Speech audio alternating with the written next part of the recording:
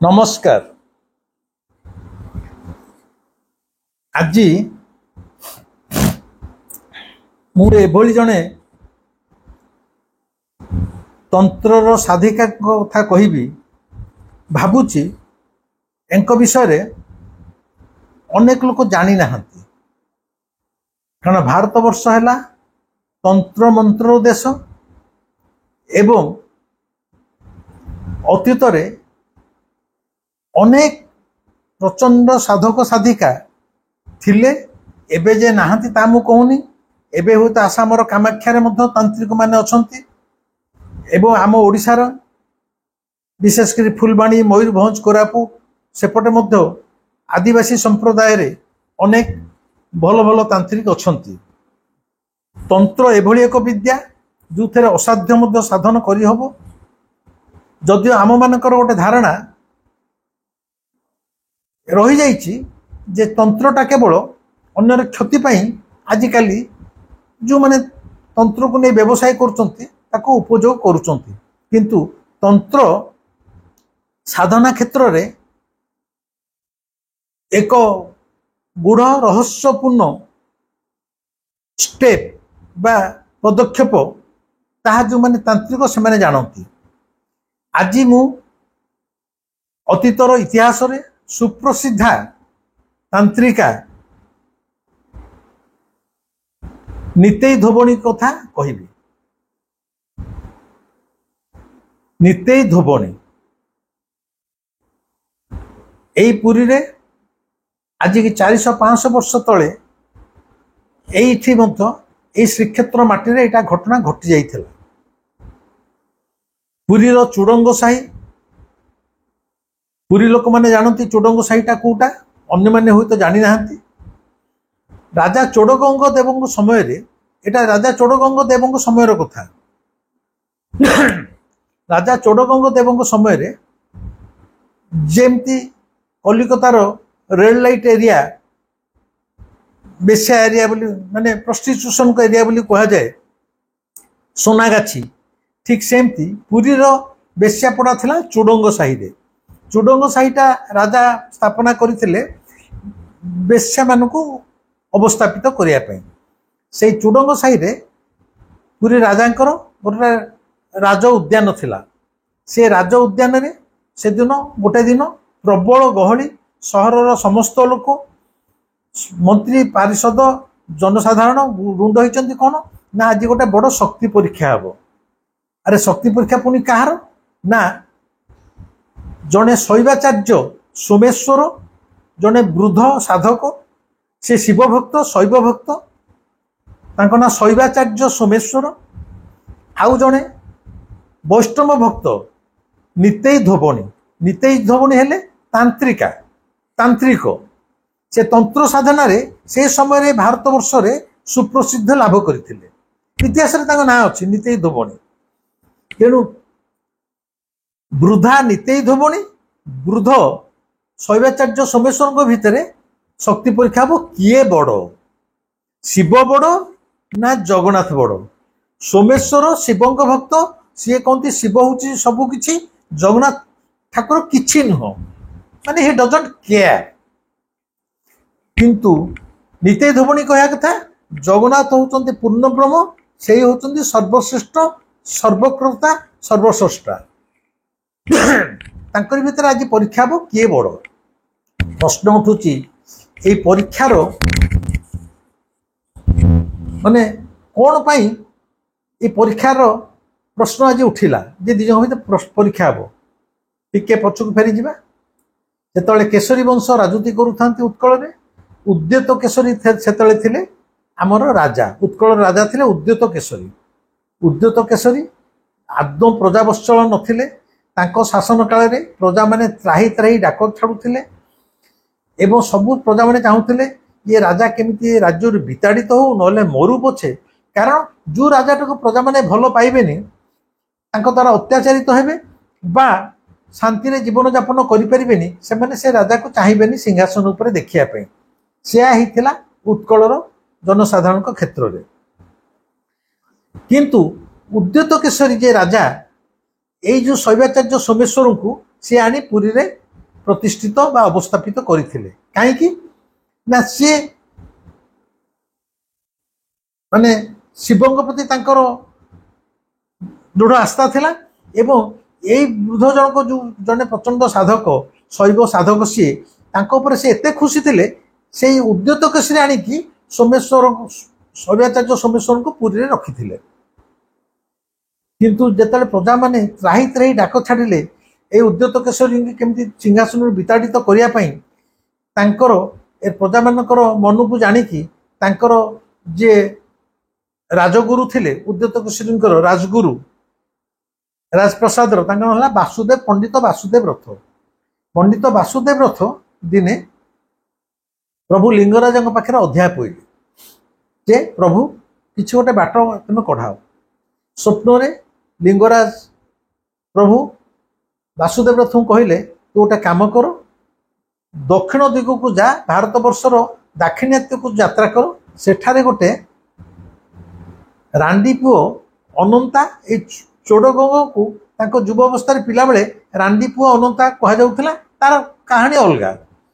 ଚୋଳଗଙ୍ଗ ବୋଲି ଜଣେ ଅଛନ୍ତି ସେଇ ଚୋଳଗଙ୍ଗ ଯୁବକକୁ ଯଦି ତୁ ମନେଇକି ଶ୍ରୀକ୍ଷେତ୍ରକୁ ଆଣିଦେଇ ପାଇଲୁ ତାର ସକ୍ଷମ ଅଛି ତାର ସାମର୍ଥ୍ୟ ଅଛି ସେ ଏ ଉଦ୍ୟତ କେଶରକୁ ବାହାର କରିଦେଇ ନିଜେ ଉତ୍କଳର ରାଜା ହେବ ଏବଂ ସେ ଗୋଟେ ଭଲ ରାଜା ହେବ। ବାସୁଦେବ ରଥଙ୍କର ନିଦ ଭାଙ୍ଗି ଯାଇଛି। ସେ ତାପରେ ଯାଇଛନ୍ତି ଦାକ୍ଷିଣାତ୍ୟକୁ ଯାତ୍ରା କରିଛନ୍ତି। ଦାକ୍ଷିଣାତ୍ୟକୁ ଯାତ୍ରା କରି କୌଣସି ମତେ ସେ ଏଇ ଚୋଳଗଙ୍ଗ ଦେବ ବୋଲି ଯୁବକଙ୍କ ପାଖରେ ପହଞ୍ଚିଛନ୍ତି ଏବଂ ପହଞ୍ଚିକି କହିଛନ୍ତି ତାଙ୍କର ମନସ୍କାମନା ଯେ ତେମେ ମୋ ସହିତ ଉତ୍କଳ ଚାଲ ଉତ୍କଳର ରାଜା ହେବ ଏବଂ ଉଦ୍ୟତ କେଶରକୁ ତେମେ କେମିତି ଭଗେଇବ ସେଟା ତମ ଉପରେ ନିର୍ଭର କରୁଛି। ଆରେ ରାଜା ହେବାକୁ କାହା ମନ ନ ଚାହେଁ। ସାଙ୍ଗେ ସାଙ୍ଗେ ଚୋଳଗଙ୍ଗ ଯାଇ ଖୁସିରେ ତାଙ୍କ ମା କହୁଛନ୍ତି ମା ଉତ୍କଳରୁ ଜଣେ ରାଜଗୁରୁ ଆସୁଛନ୍ତି ସେ କହୁଛନ୍ତି ମତେ ଯାଇକି ଉତ୍କଳରେ ରାଜା କରିବା ପାଇଁ। ମା କହିଲେ ଏଟା ତ ଭଲ କଥା କୋଉ ମା ନ ଚାହେଁ ପୁଅ ରାଜା ହେବ ବୋଲି ଆ ତାପରେ ଉତ୍କଳ ଯୋଉଠି ସ୍ୱୟଂ ଜଗନ୍ନାଥ ଅଛନ୍ତି। କିନ୍ତୁ ଚୋଳଗଙ୍ଗଙ୍କର ମା କହୁଛନ୍ତି ତୁ ଯାଆସ ନା ତୁ ଯିବା ପୂର୍ବରୁ ମୋର ଯିଏ ସଙ୍ଗାତ ଅଛି ନିତେଇ ଧୋବଣୀ ଚୋଳଗଙ୍ଗଙ୍କ ମାଙ୍କର ସଙ୍ଗାତ ଆମେ ପିଲାବେଳେ ସବୁ ସଙ୍ଗାତ ବସୁଥିଲେ ସଙ୍ଗାତ ନିତେଇ ଧୋବଣୀ ତୁ ନିତେଇ ଧୋବଣୀ ମାଉସୀକି ଯାଇ ପଚାରେ ସିଏ ଯଦି ପରମିଶନ ଦବ ତୁ ଯିବୁ କାରଣ ମୋର ମୋ ସଙ୍ଗାତ ଉପରେ ପୂର୍ଣ୍ଣ ଭରସା। ଚୋଳଗଙ୍ଗ ଯେତେବେଳେ ନିତେଇ ଧୋବଣୀଙ୍କ ପାଖକୁ ଯାଉଛନ୍ତି ଦେଖିଲେ ତାଙ୍କ ଘରେ ପହଞ୍ଚି ଦେଖୁଛନ୍ତି ଗୋଟେ ଚୁଲିରେ ମାଟି ଚୁଲିରେ ଭାତ ଟକମକ ଫୁଟୁଛି। ନିତେଇ ଧୋବଣୀ ତାଙ୍କର ଦିଟାକ ଗୋଡକୁ ଚୁଲି ଭିତରେ ଭର୍ତ୍ତି କରିଦେଇଛନ୍ତି କାଠ ଭଳିଆ ଦିଟାକ ଗୋଡ ଜଳୁଛି ମାନେ କାଠ ନାହିଁ ଏଇ ଦିଟାକ ଗୋଡ ଜଳୁଛି ସେଇ ନିଆଁ ଜଳାରେ ଭାତ ଟକମକ ଫୁଟୁଛି ଏବଂ ତାଙ୍କ କୋଳରେ ଗୋଟେ ଛୋଟ ଶିଶୁଟେ ଛୋଟ ଶିଶୁଟେ ଥାଇକି ସ୍ତନପାନ କରୁଛି।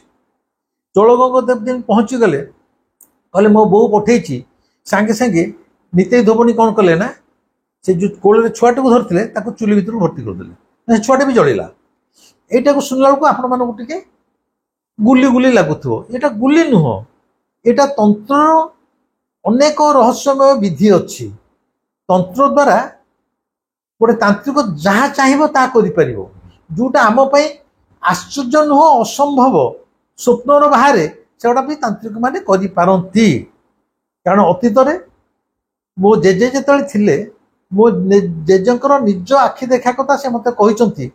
ମୁଁ ମଧ୍ୟ ଖରା ଛୁଟିରେ ଆମ ଗାଁକୁ ପଳାଏ ମାନେ ପୁରୀ ପାଖରେ ଆମର ନିମାପଡ଼ା ପାଖରେ ଛଣିଜଙ୍ଗ ବୋଲି ଗାଁ ମୁଁ ଜେଜେ ଥାନ୍ତି ଗାଁରେ ମୋ ଗାଁରେ ଯାଇକି ଛୁଟିଟା କଟାଏ। ଜେଜେ ନିଜେ କହିଛନ୍ତି ସେ ନିଜେ ଆଖିରେ ଦେଖିଛନ୍ତି ତାଙ୍କ ଗାଁକୁ ମାନେ ଆମ ଗାଁକୁ ଗୋଟେ ତାନ୍ତ୍ରିକ ଆସିଥିଲା ତାଙ୍କର ଯୁବ ଅବସ୍ଥାରେ ସେ ତାନ୍ତ୍ରିକଟା ଠିକ କି ନାହିଁ ତାକୁ ପରୀକ୍ଷା କରିବା ପାଇଁ ଜେଜେଙ୍କର ଯେ ବଡ଼ ଭାଇ ଏମାନେ ତ ଜମିଦାର ଫ୍ୟାମିଲି ତାକୁ କହିଥିଲେ।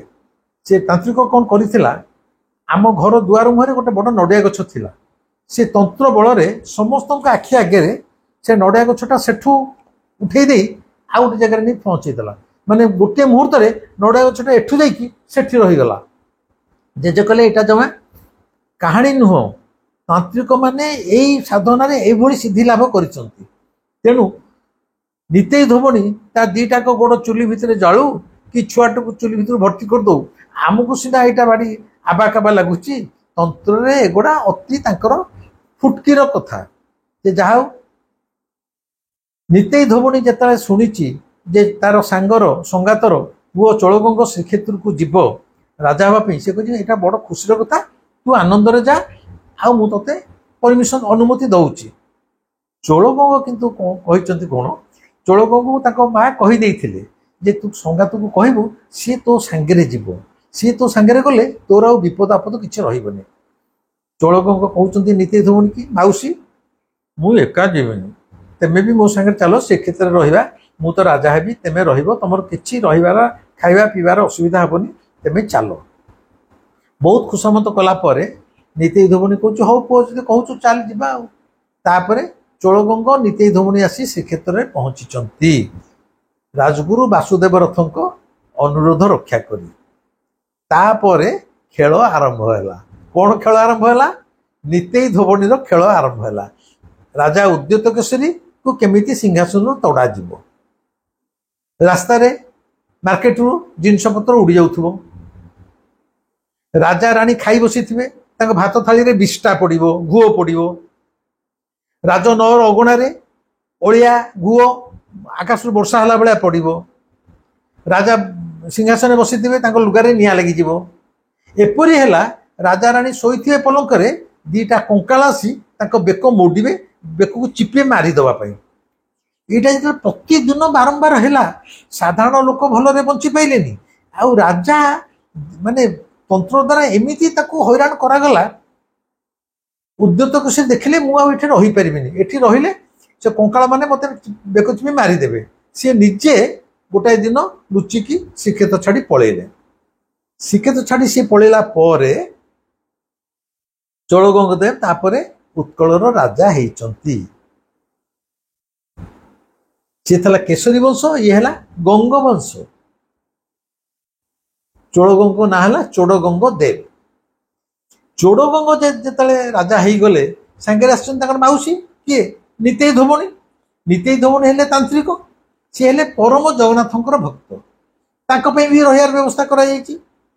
ଗୋଟାଏ ଜଙ୍ଗଲରେ ଯୋଡ଼େ ସିଂହାସନ, ଯୋଡ଼େ ସିଂହ ଯଦି ରହିବେ, କାମୁଡ଼ା କାମୁଡ଼ିଆ ବାଡ଼ିଆ ପିଟା ହେବାଟା ଥୟ, ଏଥିରେ କିଛି ସନ୍ଦେହ ନାହିଁ। ଗୋଟେ ପଟେ ପୁରୀରେ ଆଗରୁ ଉଦ୍ୟତ କେଶରୀଙ୍କ ଦ୍ୱାରା ଶୈବାଚାର୍ଯ୍ୟ ସୋମେଶ୍ୱର ରହିଯାଇଛନ୍ତି ପ୍ରତିଷ୍ଠିତ। ସିଏ କହୁଛନ୍ତି ଶିବ ହିଁ ଏକମାତ୍ର ଈଶ୍ୱର, ତାଙ୍କର ଗୁଡ଼ାଏ ଶିଷ୍ୟ ଶିଷ୍ୟ ଚେଲା ଚାମୁଣ୍ଡା ହେଇଯାଇଛନ୍ତି, ସେମାନେ କେବଳ ଶିବ ଶିବ ହଉଛନ୍ତି। ବର୍ତ୍ତମାନ ସେ ଶିବଙ୍କ ରାଜ୍ୟ ଭିତରେ ଆଉ ଜଣେ ବୈଷ୍ଣବ ପଶି ଆସିଲେଣି, ନିତେଇ ଧୋବଣୀ। ସିଏ କହୁଛନ୍ତି ଜଗନ୍ନାଥ ହିଁ ଶ୍ରେଷ୍ଠ, ଏବଂ ନିତେଇ ଧୋବଣୀଙ୍କର ତାନ୍ତ୍ରିକ କରିସ୍ମା ଦେଖି ତାଙ୍କର ବି ଅନେକ ଶିଷ୍ୟ ଶିଷ୍ୟା ଶ୍ରୀକ୍ଷେତ୍ର ହେଇସାରିଲେଣି। ତେଣୁ ଦେଖାଗଲା ସେ ଶୈବ ଭକ୍ତ, ଏପଟେ ବୈଷ୍ଣବ ଭକ୍ତ, ଜଗନ୍ନାଥଙ୍କ ଭକ୍ତ ଭିତରେ ରାସ୍ତାଘାଟ ସବୁବେଳେ କଳି ତକରାଳ, ତର୍କ ବିତର୍କ, ତର୍କ ବିତର୍କରୁ ବିବାଦ, ବିବାଦରୁ ଗଣ୍ଡଗୋଳ ସବୁବେଳେ ଲାଗି ରହିଲା। ରାଜା ଦେଖିଲେ, ଚୋଡ଼ଗଙ୍ଗ ଦେଖିଲେ ଏଇ ସମସ୍ୟାଟାକୁ ସମାଧାନ କରିବାକୁ ପଡ଼ିବ। ଆଉ କେତେ ଦିନ ମୋରି ରାଜ୍ୟରେ ଜଣେ କହୁଥିବ ଶିବ, ଜଣେ କହୁଥିବ ଜଗନ୍ନାଥ, ଇଏ କହୁଛି ମୁଁ ବଡ଼, ସିଏ କହୁଛି ମୁଁ ବଡ଼। ଗୋଟେ ଶକ୍ତି ପରୀକ୍ଷା କରେଇବି, ଯିଏ ଶକ୍ତି ପରୀକ୍ଷାରେ ଜିତିବ ତାରି କଥା ରହିବ, ସିଏ ଶ୍ରୀକ୍ଷେତ୍ରରେ ରହିବ। ତେଣୁ ଏଇ ଯୋଉ ଚୁଡ଼ଙ୍ଗ ସାହିରେ ରାଜ ଉଦ୍ୟାନରେ ଯୋଉ ଶକ୍ତି ପରୀକ୍ଷାର କଥା ମୁଁ ଆ ପୂର୍ବରୁ କହିଥିଲି, ସେଦିନ ସେଇ ଶକ୍ତି ପରୀକ୍ଷାର ସମୟ। ବୃଦ୍ଧ ଶୈବାଚାର୍ଯ୍ୟ ସୋମେଶ୍ୱର ଗୋଟେ ତ୍ରିଶୂଳ ଧରିକି ବମ୍ ବମ୍ ବୋଲେ ହରି ହର ହର ମହାଦେବ କହିକି ଆସି ଛିଡ଼ା ହେଇଛନ୍ତି, ତାଙ୍କର ଶିଷ୍ୟ ଚେଲା ଚାମଡ଼ା ମାନେ ଛିଡ଼ା ହେଇଛନ୍ତି। ଏପଟେ ଜଗନ୍ନାଥଙ୍କର ଭକ୍ତା ପରମ ବୈଷ୍ଣବ ନିତେଇ ଧୋବଣୀ, ସିଏ ବି ଛିଡ଼ା ହେଇଛନ୍ତି, ତାଙ୍କର ଶିଷ୍ୟ ଶିଷ୍ୟାମାନେ ଛିଡ଼ା ହେଇଛନ୍ତି, ପୁରୀ ସହରର ଲୋକମାନେ ଛିଡ଼ା ହେଇଛନ୍ତି। ଆଜି ଦି ଜଣ ସାଧକଙ୍କ ଭିତରେ ଶକ୍ତି ପରୀକ୍ଷା ହେବ, କେବଳ ରାଜାଙ୍କ ଆସିବାକୁ ଅପେକ୍ଷା। କାଳି ବାଜିଲା, ବିଜେ ତୁରୀ ବାଜିଲା, ରାଜା ଚୋଡ଼ଗଙ୍ଗ ଦେବ ତାଙ୍କ ରାଣୀଙ୍କ ସହିତ ଆସିକି ଉଦ୍ୟାନରେ ପହଞ୍ଚିଲେ। ଉଦ୍ୟାନରେ ପହଞ୍ଚିଲା ପରେ ପରୀକ୍ଷା ହେବ। କେମିତି ପରୀକ୍ଷା? ରାଜା ଚୋଡ଼ଗଙ୍ଗ ଦେବ କ'ଣ କଲେ ନା, ଗୋଟେ ହେମଦସ୍ତା ପୁଆ ଥୋଇଦେଲେ। ହେମଦସ୍ତା ପୁଆ ଆପଣ ଜାଣିଛନ୍ତି ସମସ୍ତେ, ଆମ ଯାହା ଭିତରେ ସବୁ ଛେଚା ଛେଚି ହୁଏ, ଅଦା ଫଦା ରସୁଣ ଛେଚା ଛେଚି ହୁଏ। ଏବେ ତ ହେମଦସ୍ତା ପୁଆ ଆଉ କେହି ୟୁଜ୍ କରନ୍ତି, ସମସ୍ତେ ହେଲେ ଗ୍ରାଇଣ୍ଡର। ଗୋଟେ ହେମଦସ୍ତା ପୁଆ ଛୁଆ ହେଲା, ତା ଭିତରେ ଚଷୁ ଭର୍ତ୍ତି କରିଦିଆଗଲା। ଚଷୁ ମାନେ କ'ଣ? ଧାନଟା ପେଶି ଦେଲା ପରେ ତା ତ ଚଷୁ ବାହାରି ଆସେ, ସେ ମେଞ୍ଚେ ଚଷୁ ଭର୍ତ୍ତି କରିଦିଆଗଲା। ରାଜା ପ୍ରଥମେ ସୋମେଶ୍ୱର शैव भक्त सोमेश्वर कहले जे बाबा आपण ये हेमदस्ता पुआ को धरी ये चषु को कुटंतु बाड़ातु कुटी कुटी कुटी कुटी जिते चषु भितर आपण चाउल बाहर करदे से बेले आपण बसवे चषु भितर चषु को कुटी कुटी जे चाउल बाहर करदेव से ये शक्ति परीक्षा जितब कारण चषुर तो आगुरी चाउल बाहरी सारी कल से पेशा है आउ कि ना किंतु यहाँ परीक्षा समस्ते कहले जय हर हर महादेव कहले गगन पगन प्रकम्पित है एवं शैवाचार्य सोमेश्वर हेमदस्ता कुटिया को आरंभ कले जेते कुटु था चाउल कहीं बाहर घंटाए होगला बुढ़ा लोक झाल नाल होगले धई सई होगले टिके हेले चाउल बाहरला नहीं से निजे हालिया होगले कहले नाई प्रभु मु पछे हार मानि जाऊँगी मुझे ठीक अच्छे आप हार मानि ना बर्तमान नीति धमनी करेंगे देखिया सी कौन कर आप कहीं हार मानवे सी जदि हार मानिजे ताले ये शक्ति परीक्षा कहीं जितिले कह नीति धमनी की हेमदस्ता पुआ दिगला जय जगन्नाथ जय जय जगन्नाथ जय ये गगन पवन प्रकम्पित है नीति धमनी नीलचक्र को चाह मुंडिया मारी हेमदस्ता पुआरे कुटिया को लगे नीति धमनी मात्र 10-15 मिनिट कुटिबा आरंभ करिचंती दुम दुम करी कुटुचंती हेमदस्ता पुआ भितर चाउल बाहरी गला चाउल जेमती बाहरी समस्ते नीति धमनी जय जयकार कले राजा डिक्लेयर कले जे नीति धमनी आजर शक्ति परीक्षा विजयिनी होइचंती एवं शैवाचार्य सोमेश्वर से दिन श्रीक्षेत्र में प्रादुर्भाव कह सुख्याति कह सबकि मलिन पड़ा आरंभ है एवं ये जो शैव भक्त एवं वैष्णव भक्त भितर कली तकर लगी तार सबुदिन समाधान हो गला यही तांत्रिक नीति धोबणीकर श्रीक्षेत्र में देखई करिश्मार कथा एवं ये जो शैवाचार्य सोमेश्वर से आम पुरी रे जो मार्कंड पोखरी अच्छी सेठी मार्कंडेश्वर मूर्ति अच्छी मार्कंडेश्वर मध्य शिव से जो सर्वेश्वर शैवाचार्य सर्वेश्वर से मार्कंड को पूजा करते एबे मध्य पुरीर मार्कंड पुष्करिणी दक्षिण पूर्व दिगरे कांथरे राजा चौड़गंग देवंकर एवं ये जो तांत्रिका नीति धोबणीर प्रस्तर मूर्ति अच्छी खोदित होती से दिन ये जो परीक्षा होता जो लोक छिड़ा होती प्रस्तर खोदित होती मार्कंड पोखरीर पूर्व दक्षिण दिग कांथरे खोदित होती से अतीतर से स्मृति की बहन करी जे गोटे समय रे एठारे राजा चौड़गंग देव शासन करुले समय रे जड़े परमा जगन्नाथ भक्त नीति धोबणी यही श्रीक्षेत्र रही तंत्र बल से केवल राजा उद्यत किशोर जे उत्कल भगे देते ता नुह एवं ये शक्ति परीक्षा विजय लाभ करते यही नीति धोबणीकर कहानी यहीटा प्रकृत कहानी नुहे एमती अतीत पृष्ठारे अनेक अनेक अलौकिक घटना घटी जाइए श्रीक्षेत्र माटी जहा समयर व्यवधान रे धर जोटा 500 वर्ष तले घटी कोटा 800 वर्ष तले घटी कोटा 400 वर्ष तले घटी समयटा जो अत्यधिक व्यवधान मान व्यवधान हो जाए थरे थरे से सत्य घटनाटा आजिकार विज्ञान जुगर 21 शताब्दीर मनीष मानक गप भली लगे बुली कहानी भली लगे से मैंने यहाँ घटना हिसाब से ग्रहण करने को प्रस्तुत नुहति जदि आमको कह आम आम बापा बापा जेजे को देखीचे कि जेजर जेजे को देखीचे मुझे कहि आम जेजंकर जेजे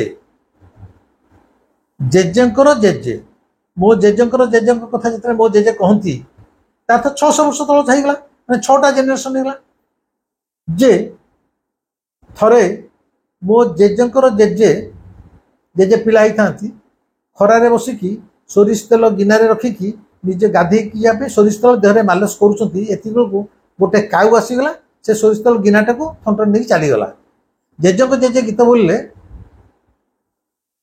गिना नहीं गला काउ क्या कहबी आउ माने मो जेजे मत कहते जे जेजे कहते जेजे एमती गोटे गीत बोली थे गिना नहीं गला माने काउटा आसिक सोरिष तेल गिनाटा को नहीं गला पाटर सांगे सांगे गीत आकार बाहरी गला गिना नहीं गला काउ क्या कहबी आउ तार तो कौन मुझे मिछ बोली भावी जेहेतु जेजंकर जेजे मो बापा बापा हेले जेजे दुई जेजंकर बापा तीन तांकर बापा हेले चारि चारि पुरुष 400 वर्ष यहाँ कौन तार तो मो जेजंकर जेजे नथिले काउ गिना नहीं नथिला तेणु सेमती समयर व्यवधान रे गुड़ गोटे घटना आमको गप भाया लगे कि गप नुह एगुड़ा सब इतिहास सत्य घटना तेज आउ गोटे मजा कथा कहूँ यही सकाशे कह दरकार पड़ा बोली कहूँ आज मुझे अनुभव करुच्ची जेजेकर जो काउटा गिना नहीं जाऊँगी समस्ते कौन सांगे सांगे गोटे फांदी गीत बोली जो विपद हो पछे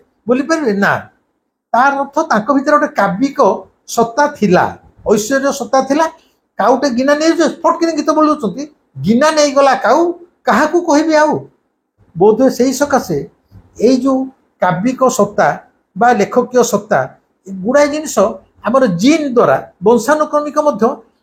वंशानुक्रमिक किछि किछि गुण आसी थाए बोधे जेजंक जेजे जेहेतु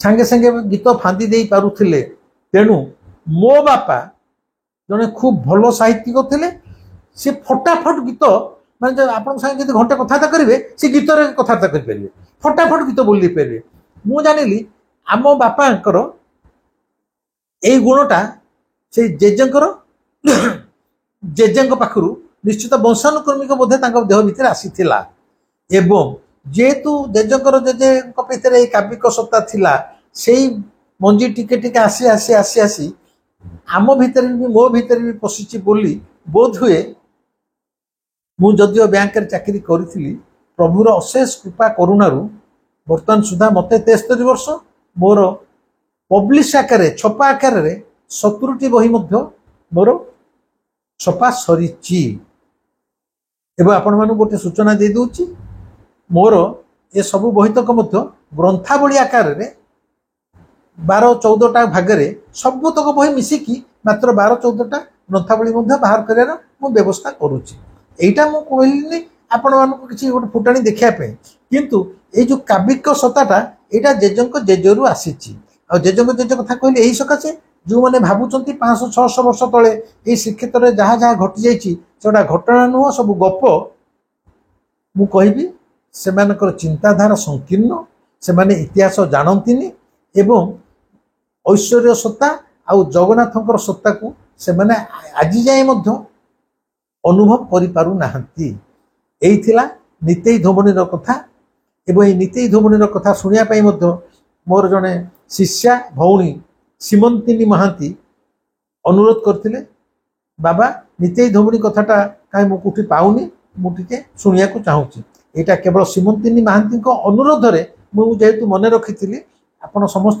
कहली एवं या आपण मानक पचारुची जे प्रार्थना चैनल मु रहस्य भरा श्रीक्षेत्र माने श्रीक्षेत्रटा एत रहस्यमय से विषय अनेक प्राय 40टा खंडे कथा कहि साइलेनी आपण माने जदि कहिबे मु तो जानिनी आपण माने समस्त प्रार्थना चैनल देखि परछन कि नहीं आपण माने जदि मते अनुमति देबे प्रार्थना चैनल मु जहाँ जहाँ कहिची रहस्यमय श्रीक्षेत्र कथा जगन्नाथ कथा सेगुड़ा मोर यूट्यूब रे मु आपण मानकु कहिबी जदि आपण माने मते कहिबे आपण मानकर अनुरोध मु सब मन रखिची सबु साधु सन्थ मानक कथा निश्चय मझिरे मझिरे कहूथिबी जगन्नाथ कथा कहूथिबी मोर व्यक्तिगत अनुभूतिर कथा कहूथिबी इतिहासर कथा कहूथिबी जड़े भद्रलोक भाई जड़े कमेंट लिखिं आपण जगन्नाथ कथा छड़ा आउ अन्य कौन से कथा कहतुनि मते निर्देश दबाकू मु भावुची